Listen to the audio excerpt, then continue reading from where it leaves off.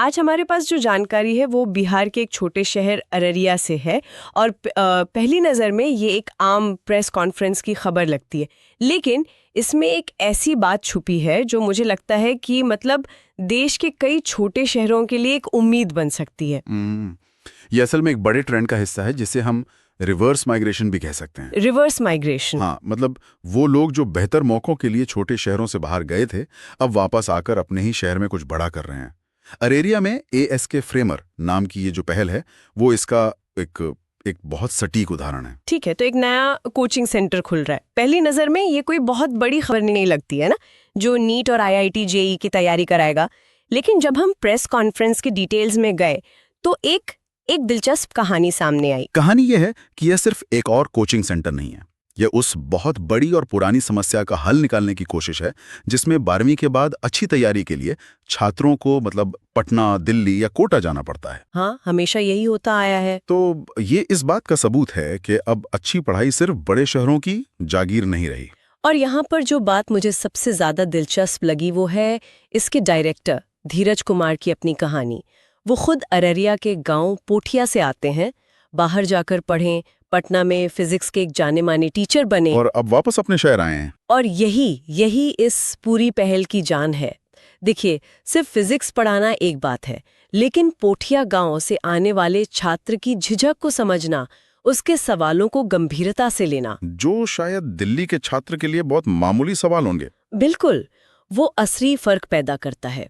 धीरज कुमार की जो पृष्ठभूमि है वो उन्हें सिर्फ एक टीचर नहीं बल्कि एक मेंटोर बनाती है जो उस रास्ते पर खुद चल चुके हैं। ये सब सुनने में तो बहुत अच्छा लगता है, लेकिन एक सवाल ये भी है कि क्या अररिया में एक सेंटर कोटा या दिल्ली के संस्थानों के उस इकोसिस्टम का मुकाबला कर पाएगा?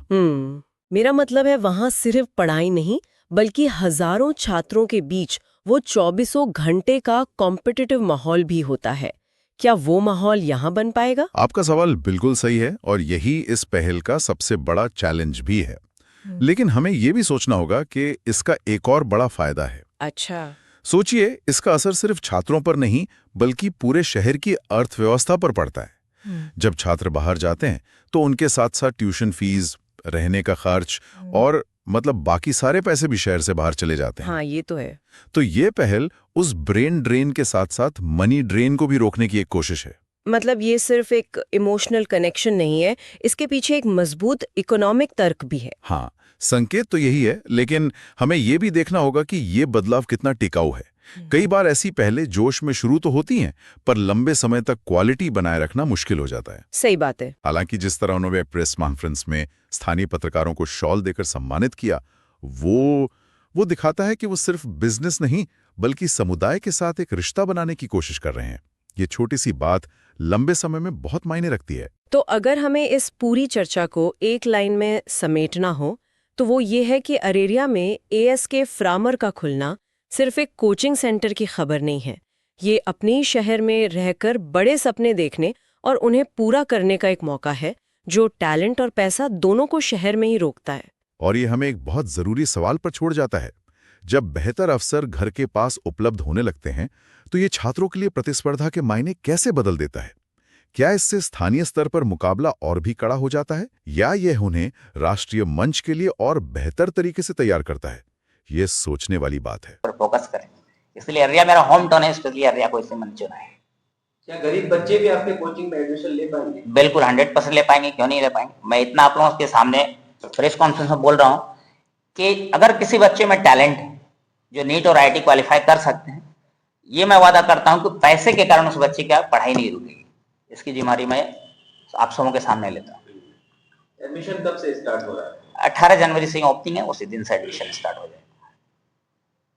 लगभग कितने टीचर को लेकर आप इस शिक्षण संस्थान कर रहे हैं? इसमें हमको लगता है लगभग 22 टीचर्स होंगे अप्रॉक्स। डॉट क्लास है, 2 टीम है, यहाँ की पटना की टीम है और यहाँ अररिया की टीम है, तो टोटल 22 टीचर्स।